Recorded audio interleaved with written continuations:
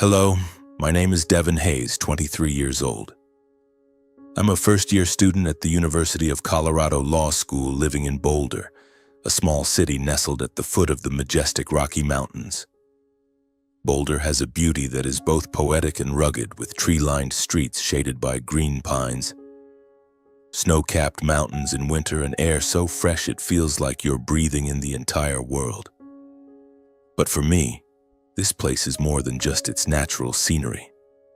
It's where I'm trying to find myself, trying to prove that I'm not the invisible person my family has always treated me as. I grew up in Castle Rock, a town a few hours' drive south of Boulder.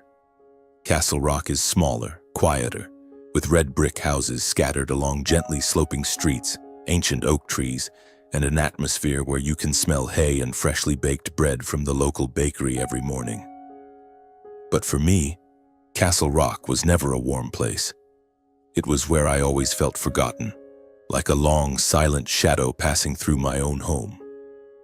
My family, how should I put it, is a picture that looks beautiful from the outside but is full of cracks within. My father, Richard Hayes, is a small-scale real estate investor.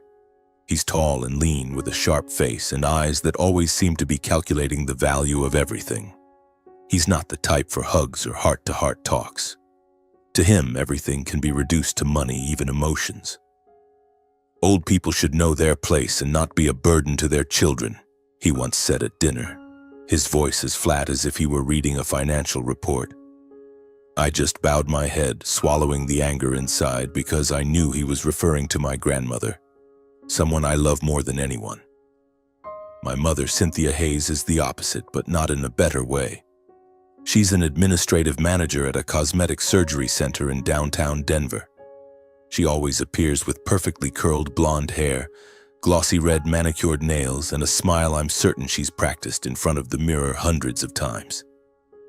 Mom is a perfectionist, wanting everything to be beautiful and flawless, from the way the dinner table is set to how her children must perform in the eyes of the neighbors. But that perfectionism comes with comparison. And in those comparisons, I'm always the loser. Look at Kyle and learn from him. He knows how to make things happen, she often says, her voice brimming with pride when talking about my older brother. Kyle, my eldest brother, is 29 and the pride of the family.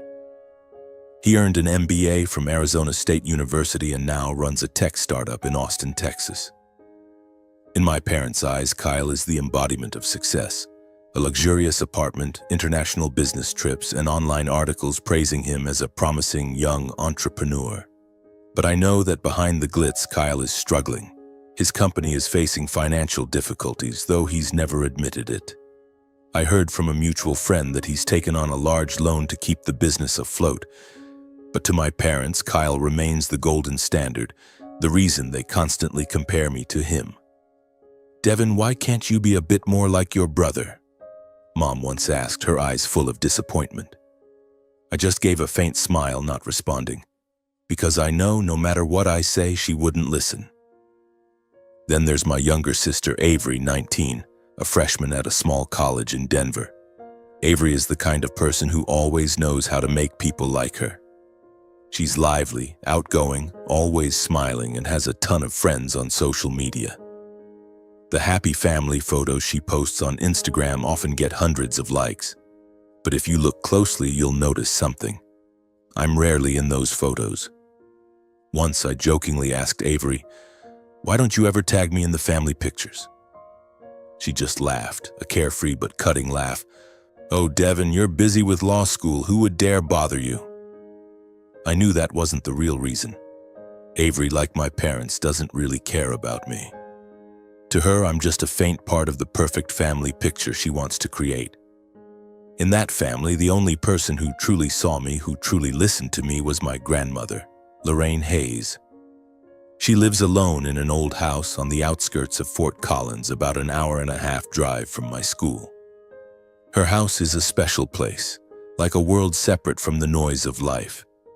It's small, weathered with chipped wooden window frames and a little garden full of wildflowers that she still tends to, even at nearly 80 years old. Grandma is a petite woman with snow-white hair and warm brown eyes that always shine with kindness. After my grandfather passed away 4 years ago, she's lived alone but never complains. She always told me, "Devin, as long as you live true to your heart, that's enough." Those words mean more to me than any praise from my parents. I still remember summer afternoons in Castle Rock when I was a kid. While my parents were busy with work and Kyle was off bragging about his school awards, I'd run to Grandma's house. She'd sit in her armchair telling me stories about my grandfather, a dedicated lawyer who inspired me to pursue law. "Your grandfather always said that law isn't just about winning cases.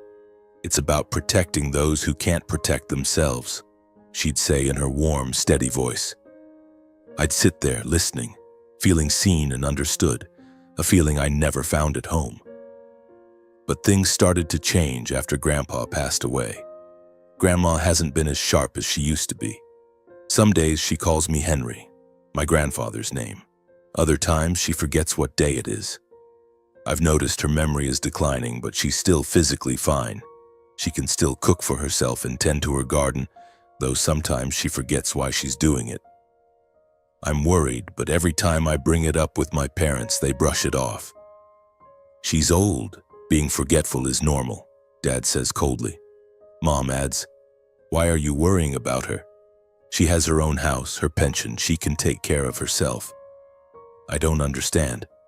How can they talk about Grandma, the person who raised them, who loved them, like she's some old, useless object? The feeling of being forgotten doesn't just come from my parents or siblings. It's like a contagion in my family. One Christmas, I came home with small gifts for everyone. A law book for Kyle, a knitted scarf for Mom, and a landscape painting I made for Dad. But throughout dinner, no one mentioned my gifts. Mom only talked about Kyle's Europe trip, and Dad asked Avery about her summer plans. I sat there eating cold cuts, feeling like an uninvited guest. When I got up to clear the table, Avery didn't even look up from her phone. "Thanks, Devin," she said, but her tone made it clear it was just to get it over with. I'm not the type to hold grudges. I've learned to accept that I'm not the center of this family. But deep down, I've always hoped that one day they'd see me, truly see me, the way Grandma does. She's the only one who never forgets my birthday, who always asks about my dreams and fears. Every time I visit, she makes tea, sits down, and listens to me talk about law school, tough exams, or just an afternoon by the lake in Boulder watching the sunset. She never judges, never compares. To her, I'm not invisible. I'm Devin, her grandson, the one she loves. But I can't deny there's a growing distance between me and Grandma. Not because I don't want to be close to her, but because of time and geography. Fort Collins isn't far from Boulder, but for a first-year student like me, driving over an hour and a half every weekend isn't always easy. I'm busy with coursework, study groups, and late nights studying for exams. Every time I call her, I tell myself, this weekend I'll visit her. But then the weekend comes and I get caught up in deadlines, plans with friends, or just exhaustion that makes me want to sleep in. I reassure myself that she's fine, that she can still take care of herself. But deep down, I know I'm making excuses. Everything changed one Friday afternoon when I got a text from her. It was short. "Devin, are you free this weekend? I made a birthday cake and want you to try it." I stared at the message, my heart tightening. Her birthday. Her 79th. I'd almost forgotten. I checked my schedule and realized I had no major exams or deadlines that weekend. I texted back, "I'll be there, Grandma. Wait for me." I didn't know that visit would change everything. It wasn't just an ordinary birthday. It was the start of a storm, a truth I never could have anticipated. Then a journey where I would have to confront my own family, the very people I once believed were where I belonged. The drive from Boulder to Fort Collins that day felt longer than I expected. It wasn't the distance, about an hour and a half if the roads were clear, but the thoughts that kept surging in my mind. Interstate 25 stretched out before me, flanked by golden sun-scorched fields of dry grass and patches of deep green pine forests. I turned on the radio, but no song could drown out the growing unease in my heart. I wondered, how is Grandma doing? Is she really okay, as I've been telling myself? And why, deep down, did I feel this trip wasn't just an ordinary birthday visit? I brought a small gift for her, a wooden photo frame I made during my spare time at my apartment. Inside was a picture I took of her last summer, standing in her garden, holding a watering can, smiling brightly under the sunlight. It was one of the rare moments I saw her truly happy after Grandpa passed away. I hoped the frame would bring her joy, reminding her that I'm always here, no matter how busy life gets. As I turned onto the road leading to her house on the outskirts of Fort Collins, my heart tightened. The house came into view, small and weathered, with a faded gray tiled roof and chipped wooden window frames. The front garden was still vibrant with wildflowers, golden daisies, lavender, and a few wild roses she loved. But something felt off. The house seemed quieter than usual. No smoke rose from the chimney, no warm light glowed from the living room. I told myself she might be resting or busy in the kitchen with the birthday cake she mentioned. I parked the car, grabbed my bag, and stepped onto the porch. The wooden door creaked as I pushed it open. "Grandma, I'm here," I called, my voice deliberately loud and cheerful, hoping to surprise her. But there was no response. I stepped inside, the familiar scent of old wood and herbal tea filling the air. The living room was as it always was, a floral upholstered armchair, a small wooden table with a vase of dried flowers, and the wedding photo of Grandma and Grandpa hanging on the wall. But the silence was eerie. No sound of footsteps, no soft humming of a tune, the things I usually heard when I visited. "Grandma?" I called again, my voice lower now, tinged with worry. I walked through the short hallway to the kitchen, and there she was. Grandma sat alone at the dining table in front of a small, beautiful birthday cake covered in white frosting and decorated with a few strawberries. She wore the light blue sweater I gave her last year, her silver hair neatly tied back. But what made my heart stop was her expression. Empty, lost, as if she were staring into some distant place, not this kitchen. "Grandma, it's me," I said, stepping closer, forcing a smile. She looked up, her warm brown eyes brightening slightly as she recognized me. "Devin," she whispered, her voice hoarse but full of affection. "You're here. I made this cake, but..." She paused, looking down at the cake, then back at me, her eyes flickering with confusion. Why did I make it? Is it someone's birthday? It felt like someone had punched me in the chest. It was her birthday, her 79th, and she had forgotten. I tried to stay calm, sitting down beside her and placing my hand on hers. Her hand was cold, fragile, her thin fingers trembling slightly. "It's your birthday, Grandma," I said as gently as I could. "I came to eat cake with you." She smiled, but it was a weak smile, as if she were trying to process what I'd said. "Oh, my birthday?" she repeated, looking at the cake.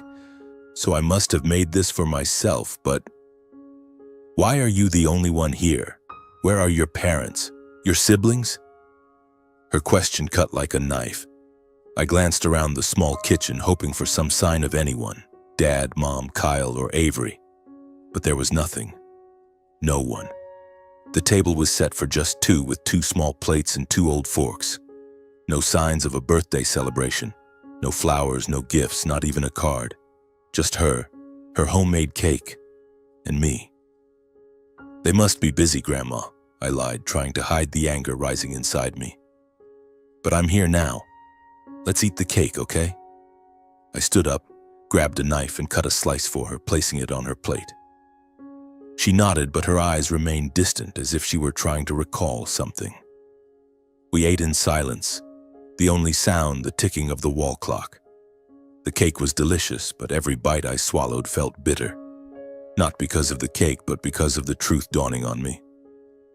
After we finished, I cleared the table, trying to act normal. Grandma sat there watching me, then suddenly said, "Devin, have you seen your grandfather? He said he'd be home for my birthday. My heart clenched again. Grandpa had been gone for 4 years. I didn't know how to respond, so I took her hand, smiled, and lied to comfort her. Grandpa's at the market, Grandma. Don't worry. He'll be back soon. She nodded, but I knew she didn't fully understand. I couldn't take it anymore.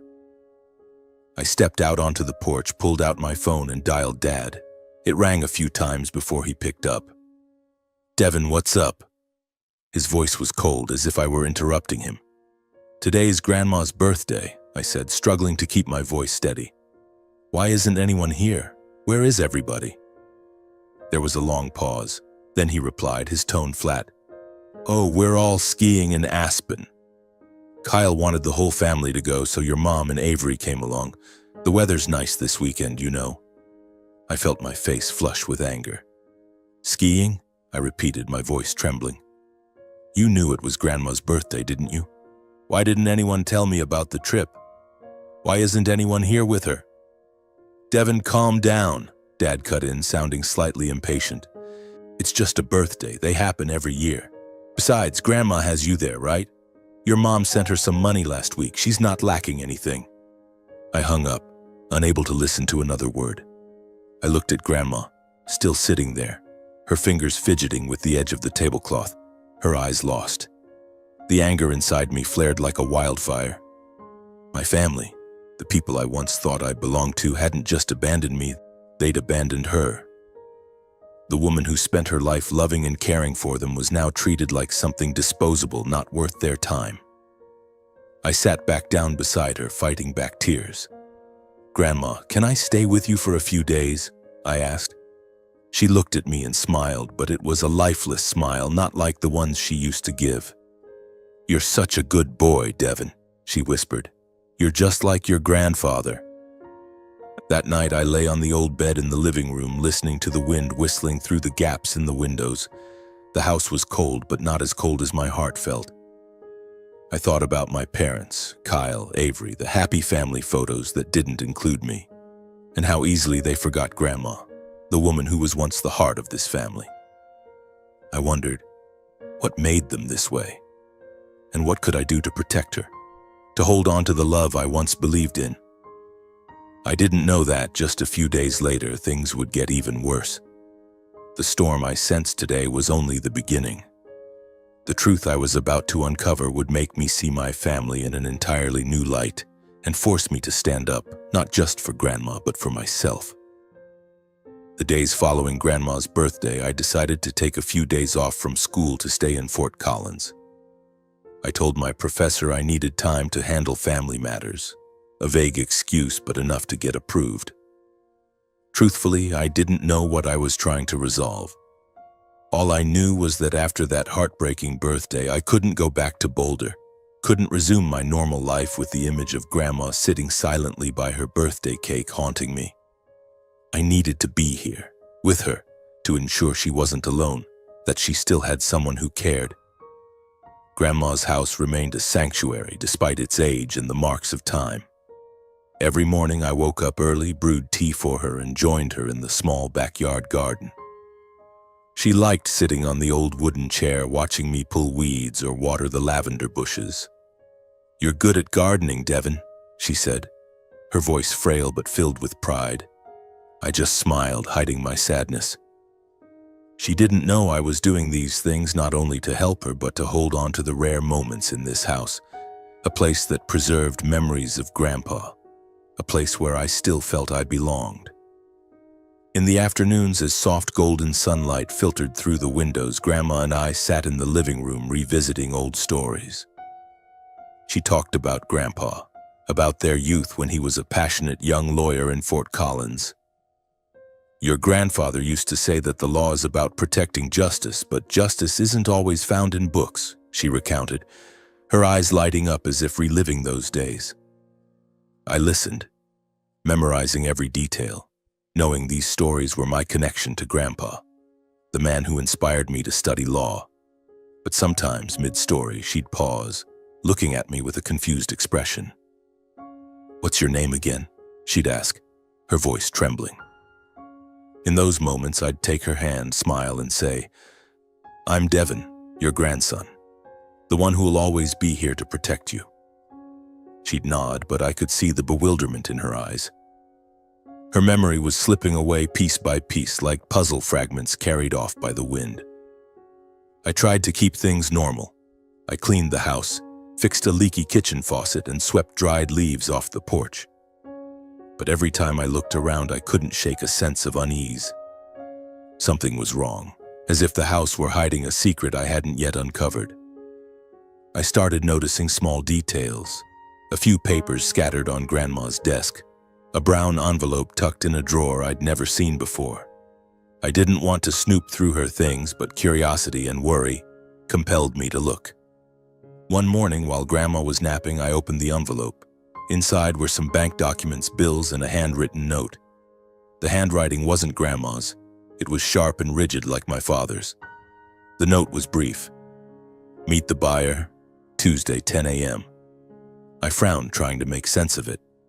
Buyer? Buying what? I set the note down, telling myself it was probably related to one of Dad's small real estate deals in Fort Collins. Maybe he'd just used Grandma's desk to jot it down. But a small voice in my head warned, something's not right. On the last day before I planned to return to Boulder, I decided to clean more thoroughly so Grandma could live comfortably while I was gone. I was dusting the bookshelf in the living room when I heard a knock at the door. It was a firm, deliberate knock, not the gentle tap of a neighbor or mail carrier. I opened the door to find a middle-aged couple neatly dressed. The man wore a gray suit and held a leather briefcase, while the woman in a beige sweater offered a polite smile. "Hello," the man said, his voice even. "I'm Bob, and this is Susan Miller. We're here to take possession of the house." I froze, feeling as if I'd been doused with ice water. "Take possession of the house?" I repeated, my voice faltering. "This house isn't for sale. You must be mistaken." The man frowned, glancing at the woman beside him, then pulled a stack of papers from his briefcase. "No, we're not mistaken," he said, handing me a document. "We signed a contract to buy this house from Mr. Richard Hayes and Mrs. Lorraine Hayes. This is the deed of transfer signed by Mrs. Lorraine. We're here for a final inspection before moving in." The world around me seemed to stop. I took the paper, my eyes scanning the dense printed text, but one thing stood out. Grandma's shaky signature at the bottom. I recognized it immediately, uneven, slightly slanted like the one on my birthday cards.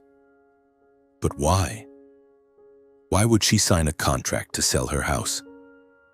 This house was everything she had, the place where she and Grandpa had lived their entire lives, where all their memories were kept.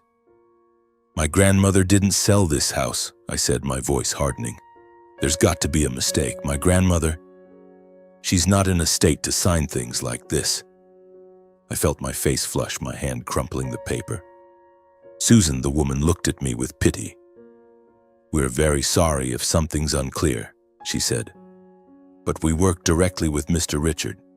He said Mrs. Lorraine agreed to sell and she signed in our presence. We've already paid the deposit." My mind went blank. My father did this. I glanced back into the house where Grandma was still napping, completely unaware of what was happening. "Please wait here," I said, trying to keep my voice steady, then closed the door. I needed to talk to her. I gently touched her shoulder. "Grandma, can you wake up? I need to ask you something." She opened her eyes, looking at me with a sleepy gaze. "Devin, what's wrong?" she asked, her voice faint. I sat beside her bed, holding her hand, keeping my tone as gentle as possible.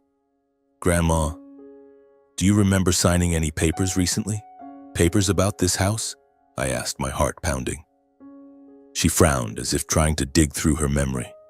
"Papers?" she repeated, her voice vague. I don't quite remember. A few days ago, Richard came by with someone. They told me to sign something." Her words stabbed through my heart. I stood up, a mix of anger and pain surging within me. My father had taken advantage of her. He'd exploited her confusion to make her sign a contract she didn't understand. This house, where she'd lived her whole life, where she and Grandpa built every memory, had been sold behind her back, behind mine. I returned to the door where the couple was still waiting. Bob, the man, stood tall, still holding his briefcase, his eyes cold and assessing. Susan offered an awkward smile, but it didn't hide her impatience. I tried to stay calm, though my hand gripped the deed so tightly my knuckles turned white. "I'm sorry," I said, my voice trembling but resolute. "There's been a huge mistake. My grandmother isn't capable of signing this contract. I'll handle this. Please leave." Bob frowned, exchanging a quick glance with Susan before speaking. "Devin, is it?" he said, his tone calm but firm. "We understand you're surprised, but the contract is signed. Everything is legal, notarized. 1 week from now, we'll be moving in. We hope your family can arrange to clear out and leave by then." His words hit me like a punch to the chest. 1 week? I repeated, my voice breaking. "You don't understand. This is my grandmother's house. She'd never want to sell it." My face burned, my breathing quickened. Susan stepped forward, her voice softer but still resolute. "We're very sorry, Devin," she said. "But we worked directly with Mr. Richard Hayes. He said Mrs. Lorraine agreed and she signed in our presence. If there's an issue, you should talk to your father." I wanted to scream, to throw the deed in their faces, to tell them they were destroying my grandmother's life. But Bob's cold, unyielding gaze silenced me. I knew arguing with them now wouldn't solve anything. "Thank you for letting me know," I said, my voice dry. "I'll take care of this." I slammed the door shut, not waiting for their response, and leaned against the old wooden door, feeling the world collapse beneath me. I looked around the house, the armchair where Grandma loved to tell stories, the wedding photo of her and Grandpa on the wall, the small garden outside the window with lavender bushes swaying gently in the breeze.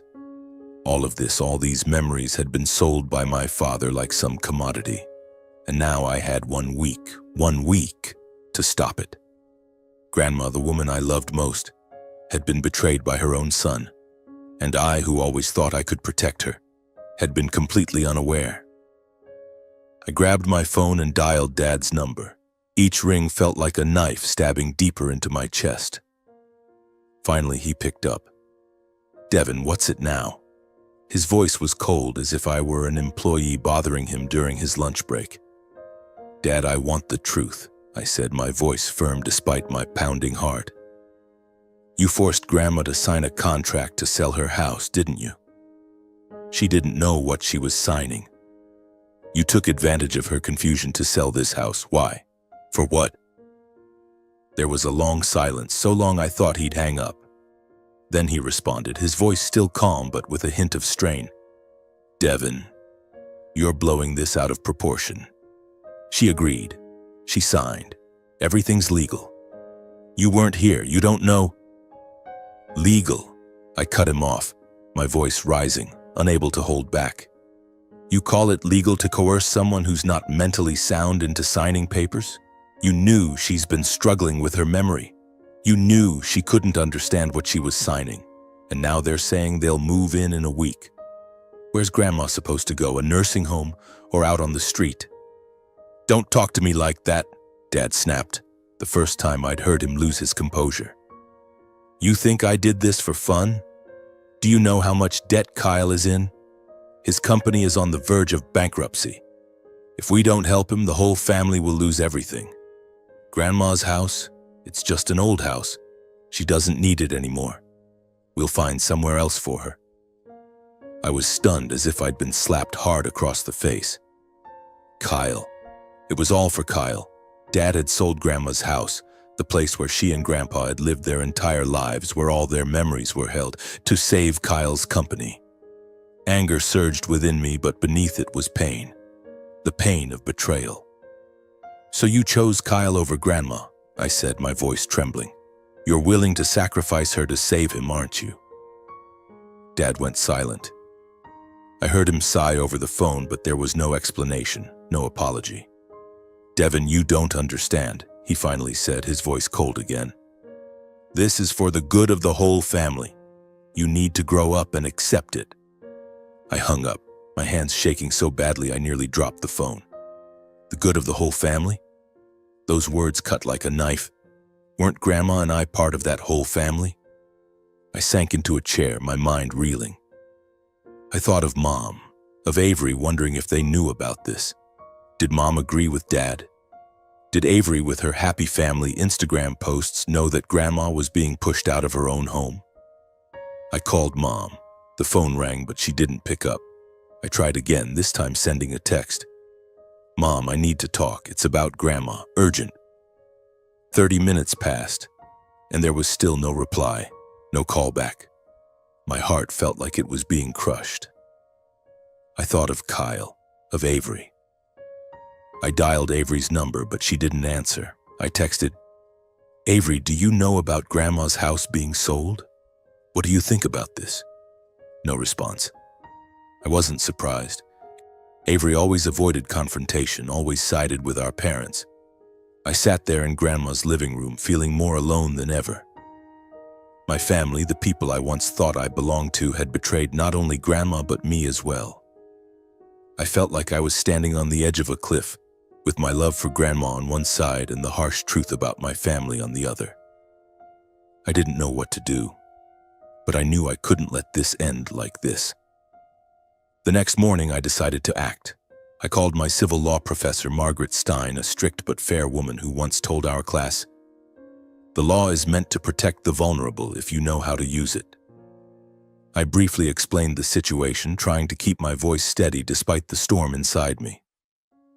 "Professor, I need advice. My grandmother was coerced into signing a contract to sell her house when she wasn't mentally competent. What can I do to stop this?" Professor Stein was quiet for a moment, then replied, "Devin, if your grandmother wasn't mentally competent at the time of signing, the contract could be declared void. But you'll need evidence. Medical records, witnesses, anything that proves she wasn't aware of her actions. Can you gather those?" "I'll try. Thank you, Professor," I said, feeling a flicker of hope. After the call, I went to the local clinic in Fort Collins and met with Dr. Harris, who had been treating Grandma since last year. I explained the situation briefly. Dr. Harris nodded and said, "I'll provide copies of her medical records. 6 months ago, we noted that Mrs. Lorraine was showing signs of cognitive decline. She often confuses time and forgets recent events." I breathed a sigh of relief, feeling like I'd found a ray of light in the darkness. But I knew the journey was far from over. I needed more evidence. I thought of Mrs. Helen, Grandma's neighbor, who often visited and chatted with her over the fence. I decided to see her that evening. When I knocked on her door, Mrs. Helen greeted me with a sad smile. She confirmed that Grandma was no longer as sharp as she used to be, often forgetting things. She even recalled the day 2 weeks ago when my father brought 2 strangers to Grandma's house. What Mrs. Helen provided felt like the final piece of the puzzle. I was both relieved and furious. Relieved because I had another witness. Furious because the truth was becoming painfully clear. My father had deliberately taken advantage of Grandma, fully aware she couldn't understand what she was doing. That night, I sat in the living room drafting a plan. I would gather all the evidence, medical records, Mrs. Helen's testimony, and if necessary, I'd ask for help from the couple buying the house. But 1 week wasn't enough time to prepare. I decided I'd bring Grandma to stay temporarily at my student apartment in Boulder while I worked to stop the transfer. I knew I was confronting my own family, my parents, who always saw me as invisible. But this time I wouldn't let them ignore me. I would stand up for Grandma and for myself. The next morning, I helped Grandma pack her things to go to Boulder. I didn't want her to stay here, not when that couple could return any moment with keys, claiming the house as theirs. "Grandma, I want to take you to my place for a few days," I said, keeping my voice gentle as if it were just a casual trip. "Boulder's beautiful. You'll like it." Grandma looked at me, her eyes hazy but still holding a glimmer of trust. "You want me to go with you, Devin?" she asked, her voice frail. "I don't want to be a burden." "You're not a burden, Grandma," I replied, taking her hand, swallowing the ache in my chest. "I want you close to me, just for a few days." She nodded, giving a weak smile, and I began packing a few clothes, the notebook she often wrote in, and the wedding photo of her and Grandpa. When I placed the photo in the bag, she suddenly grabbed my hand and whispered, "Don't lose it, Devin. It's a memory of me and your grandfather." I nodded, my throat tightening. I wouldn't let anything of hers be lost, not just the photo, but the house, the memories, everything. The drive to Boulder was long and quiet. Grandma sat in the passenger seat, staring out the window, occasionally murmuring about the dry fields or the distant Rocky Mountains. I kept the radio on low, but my mind wasn't here. I thought of my parents, Kyle, Avery. How could they do this to her? How could they treat Grandma, the woman who raised them, loved them, like a burden to be discarded? My student apartment in Boulder was tiny, barely enough room for a bed, a desk, and a small kitchen corner. I gave Grandma the bed and spread a blanket on the floor for myself. She looked around, smiling. "This place is cozy, Devin. Are you doing okay here?" I nodded, though I knew I was lying. This place wasn't meant for her. No garden, no armchair, no space for her to hold on to her fading memories. But at least here, she was safe. At least here, I could protect her. With the medical records and Mrs. Helen's testimony, I felt closer to saving the house. But I still needed to know more. Why had my parents done this? Where did the money from the house sale go? I decided to call Kyle. I needed to hear his explanation. The phone rang a few times before he picked up. "Devin, long time no talk." His voice came through, trying to sound cheerful, but I caught the tension in it. "What's up?" "You know about Dad selling Grandma's house, don't you?" I went straight to the point. "You know he coerced her into signing a contract when she wasn't lucid. Did the money from the house go to your company's account? Explain, Kyle." There was a long pause. Then Kyle sighed, his voice dropping. "Devin, you don't understand. My company's in serious trouble. I owe a huge amount of money.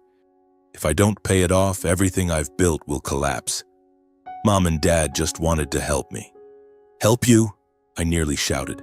"By selling Grandma's house, by taking advantage of her? Do you know where she is right now? She's in my apartment because Mom and Dad were about to push her out of her home. Have you ever thought about her, Kyle?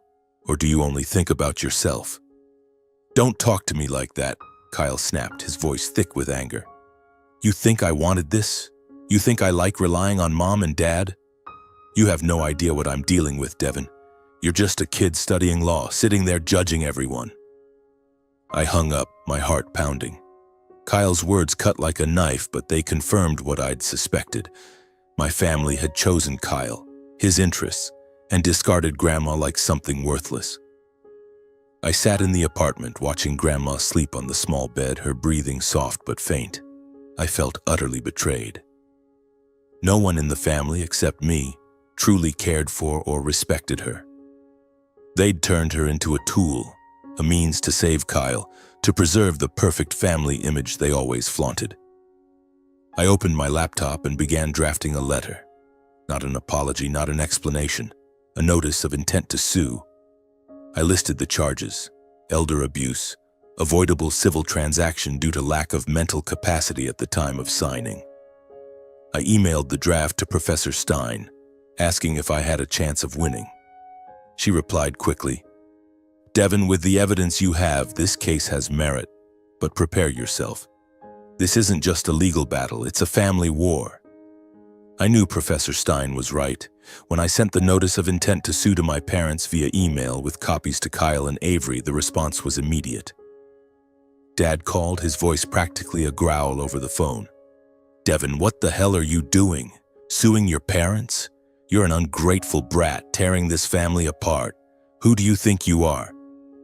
Mom called right after, her voice choked but not with remorse. "Devin, how could you do this to us? Do you want the whole world to know our family's a mess? Do you want to destroy Kyle?" I didn't respond, just quietly hung up. Their words no longer held weight with me. They'd chosen their path and I'd chosen mine. That night I sat by the window, moonlight streaming through the small apartment's glass. I thought of what Grandma once said. The law is for protecting those who can't protect themselves. I would do that, not just for her, but for myself. to prove I wasn't invisible. I would take this to court, and I would let the truth speak. The weeks that followed were a whirlwind of sleepless nights, phone calls, and relentless preparation. I wasn't a lawyer, just a first-year law student, but I knew I couldn't let this matter pass without a fight.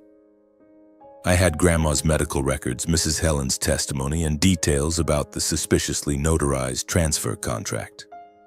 I also reached out to the couple buying the house, Bob and Susan Miller, to ask if they'd be willing to testify. Though hesitant at first, Susan, with a sympathetic tone, agreed to appear in court. "We didn't know Mrs. Lorraine wasn't lucid," she said over the phone. "If we had known, we wouldn't have signed the contract." Her words offered a glimmer of hope, but I knew the trial wouldn't be easy. I was up against my parents and Kyle, people who not only had money but also the unshakable belief that they were always right. Professor Stein became my guide. She didn't represent me in court. I couldn't afford a lawyer, and I wanted to do this myself. But she helped me prepare documents, organize arguments, and practice presenting my case to a judge. "Devin, focus on two things," she said during a meeting in her university office. "First, prove that Mrs. Lorraine lacked the mental capacity to sign the contract. Second, demonstrate that your parents deliberately exploited that. You have evidence, but you need to present it clearly and persuasively." I nodded, memorizing every word. But every time I thought about standing in court facing my parents, my heart pounded. They weren't just defendants in a lawsuit. They were my family, or at least the people I once called family. I thought of Kyle, whom my parents always shielded, and Avery, who chose to stay on the sidelines, silent as if uninvolved. I wondered, would they show up in court? Would they look me in the eye and justify what they'd done?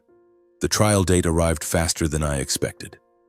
The Fort Collins courthouse was small but solemn, with dark wooden walls and rows of benches for spectators. I wore an old suit, feeling uneasy in the stiff attire, but reminding myself I needed to look professional. Grandma sat beside me, wearing the light blue sweater I'd given her, her silver hair neatly tied back. She looked small, fragile. I didn't want her to go through this, to hear the painful truths, but I had no choice. This was the only way to protect her. My parents were there early, seated on the other side of the courtroom with a lawyer in a sleek black suit, impeccably pressed. Kyle wasn't there, probably too busy with his crumbling company. Avery's absence didn't surprise me either. She always steered clear of trouble. The courtroom fell silent as the judge, a middle-aged woman with sharp eyes, entered. She struck her gavel, and the trial began. I stood, my voice trembling at first but growing stronger as I spoke. "Your Honor," I began, "I stand here today to request that the court declare the contract transferring my grandmother's house, Mrs. Lorraine Hayes, null and void. My grandmother has been diagnosed with cognitive decline and lacked the mental capacity to sign the contract. My parents, Mr. Richard and Mrs. Cynthia Hayes, exploited this condition to coerce her into signing without clearly explaining the contract's contents." I presented the medical records with documents from Dr. Harris detailing Grandma's cognitive decline diagnosis. I submitted Mrs. Helen's testimony, her neighbor's account. Susan, the buyer, was also present that day. She took the stand, hesitant but honest, confirming, "Mrs. Lorraine didn't seem well the day she signed the contract. She asked several times who we were, and Mr. Richard had to prompt her to sign. I don't think she understood what was happening." My parents' lawyer, a tall man with a deep, confident voice, stood to counter. "Your Honor, my clients, Mr. Richard and Mrs. Cynthia Hayes, acted in Mrs. Lorraine's best interests. Mrs. Lorraine signed the contract willingly, and it was legally notarized. There's no evidence of coercion. Furthermore, the Hayes family had planned to arrange care for Mrs. Lorraine in a high-quality nursing facility. The plaintiff, Devin Hayes, is merely an inexperienced law student blowing this out of proportion due to personal emotions." His words stung like a blade. I felt my face flush, but I forced myself to stay calm. I knew he was trying to discredit me, but I wouldn't let him. When my turn came, I stood again, my voice firmer. "Your Honor, this isn't about personal emotions. This is about justice. My parents knew my grandmother wasn't lucid, yet they pressured her to sign a contract to fund my brother's failing company. They didn't consult her, didn't explain anything to her, and didn't care where she'd go after losing her home. I have evidence that the money from this transaction went to my brother's company account, not to my grandmother. Then it was Grandma's turn to testify. I didn't want her to take the stand, but Professor Stein had said her testimony was critical. I helped her up, holding her hand as she walked to the stand. She looked small under the courtroom's harsh lights, but there was a quiet strength in her posture. The judge, with a gentle tone, asked, "Mrs. Lorraine, do you remember signing papers to sell your house?" Grandma looked at the judge, her eyes hazy. I'm not sure," she said, her voice trembling. "My son Richard told me to sign something. I thought it was bank papers. I don't remember clearly." She paused, her eyes welling up. "But that's my house. My husband and I lived there our whole lives. I never wanted to leave." Her words hit the courtroom like a hammer. I glanced at my parents. Mom bowed her head lower, clutching her purse tightly. Dad maintained his cold expression, but I saw the corner of his mouth twitch. Their lawyer tried to argue that Grandma was still lucid at the time of signing, but Susan's testimony, the medical records, and Mrs. Helen's statement weakened their case. The trial dragged on all day, each minute feeling like a year. When the judge called a recess to deliberate, I helped Grandma to a bench in the hallway. "You did great, Devin," she said, her voice faint but proud. I smiled, though a storm of emotions raged inside me: anger, pain, and hope. That afternoon, the judge returned with her ruling. "Based on the evidence presented," she said, her voice clear and authoritative, "the court declares the contract transferring Mrs. Lorraine Hayes' house null and void, as she lacked the mental capacity at the time of signing. Furthermore, the court grants temporary guardianship to Devin Hayes to ensure Mrs. Lorraine's best interests." The courtroom fell silent for a moment. Then I heard Mrs. Helen's sigh of relief from the spectator benches. I held Grandma's hand, feeling her squeeze mine tightly. I looked at my parents. Dad stood and left the courtroom without looking at me. Mom followed, her head still bowed. They didn't say a word, but I knew they'd lost. Not just in court, but to the truth they'd tried to hide. As we left the courthouse, the afternoon sun was fading over the Rocky Mountains. I helped Grandma into the car, feeling a mix of relief and pain.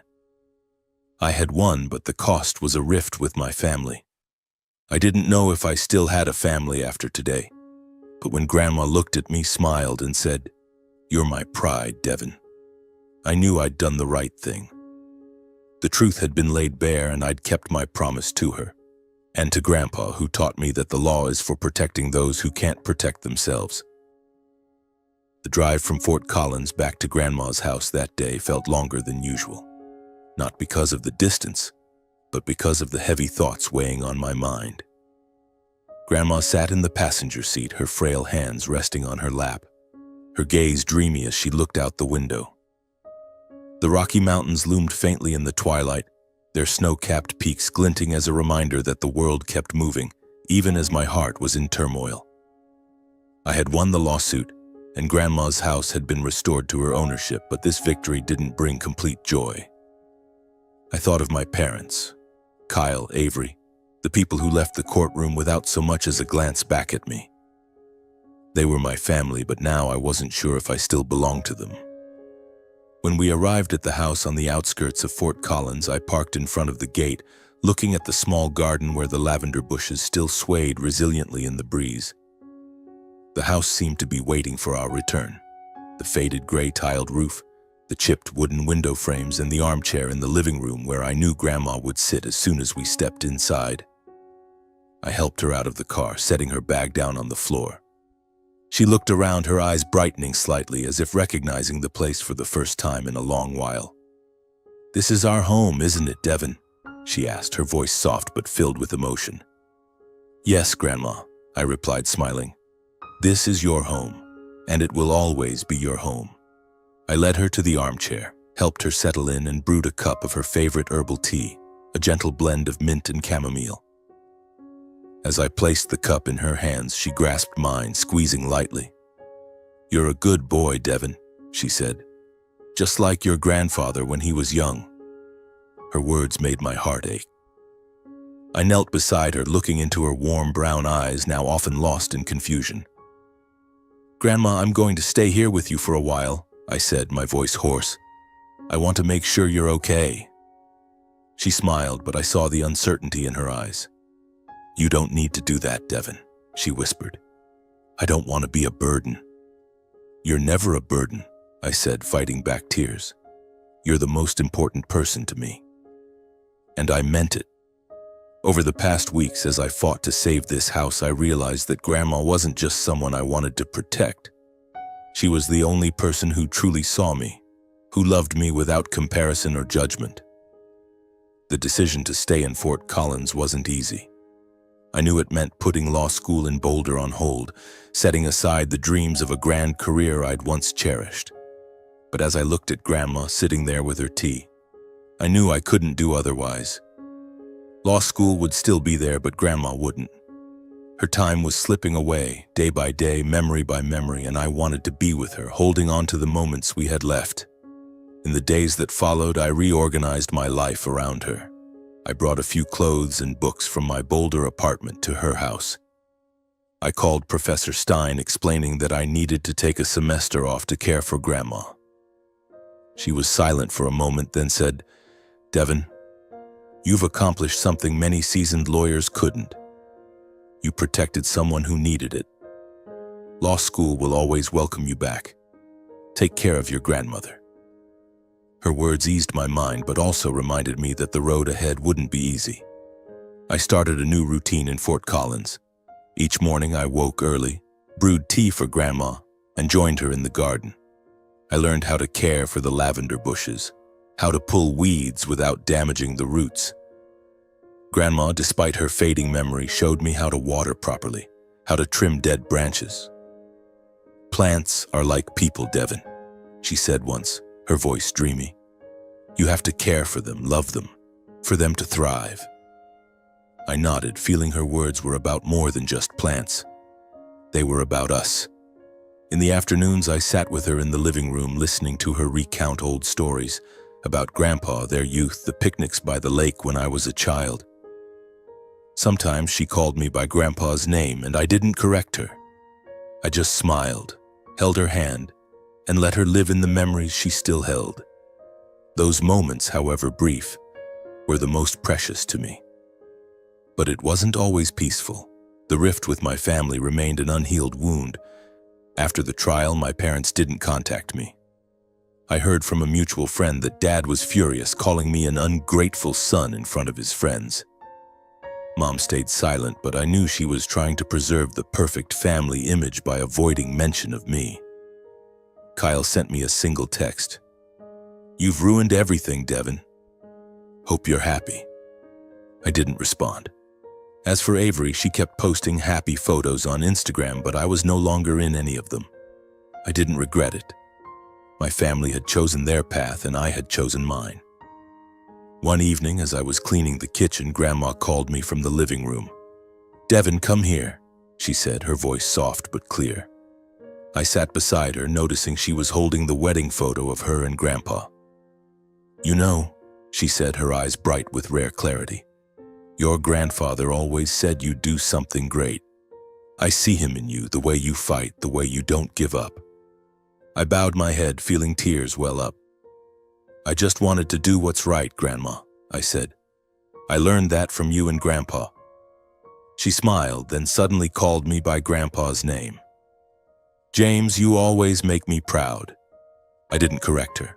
I just held her hand, letting her live in that moment where she and Grandpa were still together. In the months that followed, I began reflecting on the lessons this journey had taught me. I learned that family isn't just those bound by blood, but those who truly see you, who truly love you.